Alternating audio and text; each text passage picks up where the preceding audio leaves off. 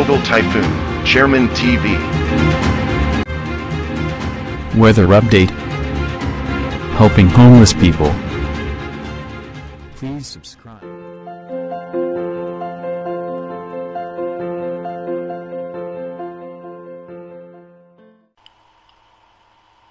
Magandang umaga po. Ito po ang latest update ngayong araw, September 18, 2023.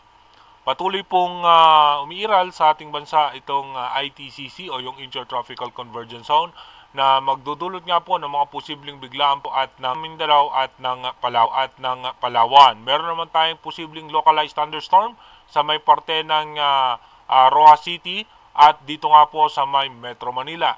At ito nga po breaking news po tayo, yung minomonitor natin na posibleng bagyo na mabubuo sa ating bansa. As of now, sa latest update ng European Center, ito nga po ay posibleng low pressure area na lamang na makaka-apekto sa ating bansa.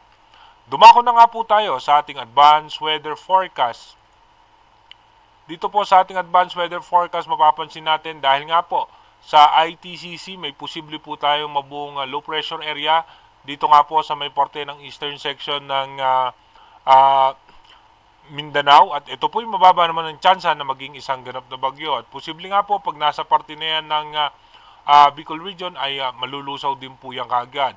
At pagdating naman po ng September 21, tuloy-tuloy nga po ito yung low pressure area sa eastern section po ng Central Luzon. Pagdating naman po ng September 23 hanggang 24, dito magkakaroon po tayo muli ng panibagong low pressure area sa eastern section po yan ng Central Luzon.